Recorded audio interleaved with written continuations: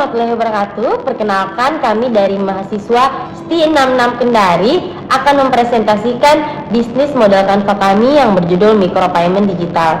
Sebelum itu, izinkan saya perkenalkan diri. Nama saya Farley Junedi dan rekan saya ada Suci Mawarni dan Asdar. Micropayment Digital adalah bisnis pembayaran mikro berbasis digital untuk kepentingan masyarakat. Pada bagian key activity, kami menyediakan berbagai layanan dalam proses kegiatan usaha ini. Yang pertama, layanan kris, memungkinkan masyarakat menerima pembayaran dari berbagai e-money dengan cara yang sangat mudah dan cepat. Yang kedua, layanan store dan tarik tunai antar bank. Tersedia layanan store dan tarik tunai antar bank di seluruh Indonesia. Yang ketiga, layanan top up e-money lengkap. Tersedia top up isi saldo OVO, GoPay, Speedcash, Dana, ShopeePay, dan e-tol. Yang keempat, layanan pembayaran tagihan bulanan. Tersedia tagihan PLN, PDAM, BPJS, cicilan, ansuran, telepon, internet, dan IndiHome. Selanjutnya, layanan pembelian tiket transportasi. Tersedia reservasi tiket pesawat, kereta api, Pelni dengan mudah dan cepat. Layanan pulsa, paket data, dan voucher game termurah. Tersedia layanan pulsa, paket data, voucher game terlengkap dan termurah. Selanjutnya, layanan pengiriman barang. Pengiriman barang ke seluruh wilayah Indonesia kerjasama dengan ekspedisi tersebar di Indonesia. Yang terakhir, layanan edisi. Transaksi berbagai macam pembayaran terlengkap tarik tunai, store tunai menggunakan mesin edisi. Selanjutnya, pada bagian key resource terdapat dua bagian. Yang pertama, sumber daya perlengkapan. Dalam sumber daya perlengkapan terbagi menjadi 4. Terdapat perangkat komputer, neon box, papan reklame, dan printer. Selanjutnya, sumber daya manusia. Terdapat 3 sumber daya manusia. Yang pertama ada Suci Mawarni, ada Asdar, dan Farley Junedi. Selanjutnya, pada key partner, kami bekerja sama dengan PT Bima Sakti Multisinergi yang bertempat di Jawa Timur. Jadi PT Bima Sakti Multisinergi adalah perusahaan yang bergerak di bidang finansial teknologi atau fintech di Indonesia dengan bisnis utama di bidang e-payment, e-commerce, dan e-travel.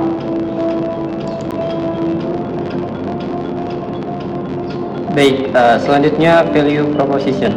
Yang pertama, pemenuhan kebutuhan harian masyarakat. Di sini kebutuhan harian kita bisa meraih puluhan jutaan rupiah dari menyediakan kebutuhan harian masyarakat seperti pulsa, terus paket data, ada hingga voucher game tersedia dengan harga yang sangat murah dan terlengkap.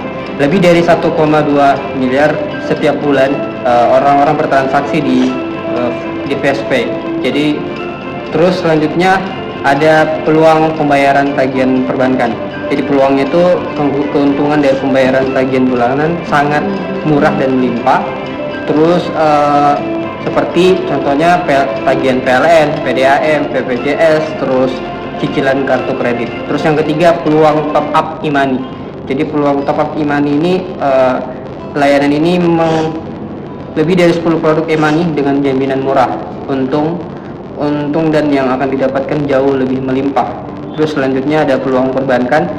Peluang perbankan ini bisa melayani perbankan seperti transfer, store tunai, terus dan tarik tunai, dan sistem ini sudah bekerja sama dengan 143 bank di Indonesia. Terus selanjutnya ada customer relationship. Yang pertama ada masyarakat umum, terus yang kedua hubungan submitra untuk ekspansi pemasaran layanan jasa micropayment.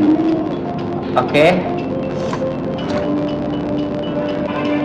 Baik, selanjutnya ada channel. Jadi masyarakat yang ingin mengakses media sosial kita ada WhatsApp, terus Facebook, terus ada Instagram, dan website resmi dari micropayment kami. Jadi teman-teman silakan diakses dan dilihat sendiri info-info dari micropayment kami.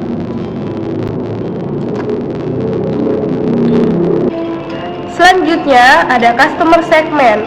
Yang pertama, pembeli potensial micropayment digital, yaitu dosen STI 66 Kendari, staf, dan juga mahasiswa. Kenapa demikian? Karena bisnis ini melekat pada unit bisnis lainnya yang berada di kawasan STI 66 Kendari. Nah, terkhusus kepada dosen di kampus STI 66 Kendari, tagihan bulanan dengan masih mengunjungi briling dan kantor pos dan lain-lain. Dengan adanya micropayment ini, kami memfasilitasi setiap dosen untuk menerima rek transaksi pembayaran payment di kawasan kampus tiap bulannya. Yang kedua, untuk mahasiswa, mempermudah mahasiswa membayar keperluan kampus setiap semesternya seperti pembayaran SPP, SKS, dan biaya pembangunan agar mahasiswa tidak perlu lagi untuk mengantri di bank. Jadi kami menyediakan fasilitas ini di kampus untuk mempermudah mahasiswa. Yang ketiga, untuk masyarakat, kami melakukan survei pendataan ke setiap rumah-rumah untuk menjadi pelanggan pembayaran dan kami antarkan bukti transaksi pembayaran di rumah masing-masing.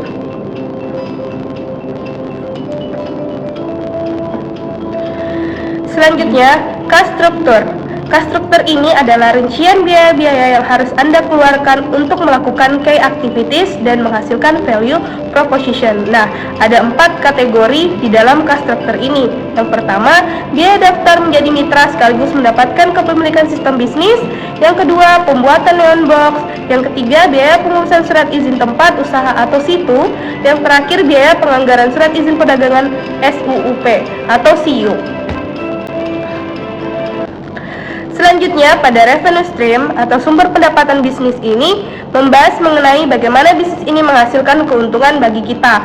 Untuk lebih tepatnya, hal apa saja yang membuat customer bersedia mengeluarkan uang atau membayar bisnis ini.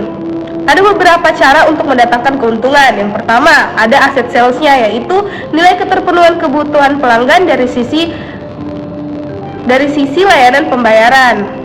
Contohnya, customer menggunakan jasa kami untuk pemesanan tiket kereta, di mana customer tidak perlu ke stasiun lagi untuk membeli tiket. Hanya melalui Fastpay ini, customer dapat melakukan pemesanan dengan cepat, mudah, dan lebih murah pastinya. Dan kita mendapatkan keuntungan dari marginnya. Yang kedua, usage fee berupa fee transaksi kemitraan usaha, di mana servis yang kita tawarkan, semakin banyak servis yang digunakan customer kita, maka customer kita akan membayar lebih lagi. Misalnya pada key activities tersebut ada layanan pengiriman barang. Semakin jauh barang tersebut dikirimkan atau semakin berat barang tersebut, maka semakin banyak biaya yang dikeluarkan customer. Yang ketiga, ada subscription fee berupa nilai rupiah penjualan langsung yang mengharuskan customer untuk membayar hak akses yang dia terima. Misalkan dia memiliki akses QRIS, maka dia juga harus membayar selama dia membutuhkan. Jadi selama customer ini membutuhkan atau menggunakan layanan kami, maka ia harus membayarnya. Yang terakhir ada lisensi berupa fee transaksi submitra micropayment. Dengan membayar biaya lisensi tertentu, maka submitra mendapatkan hak akses secara resmi menggunakan produk tertentu. Jadi apabila submitra melakukan transaksi kepada customer, maka mitra utama akan mendapatkan fee atau keuntungan dari transaksi tersebut. Demikianlah hasil presentasi dari kelompok kami. Semoga apa yang kami sampaikan dapat bermanfaat untuk kita semua. Wassalamualaikum warahmatullahi wabarakatuh.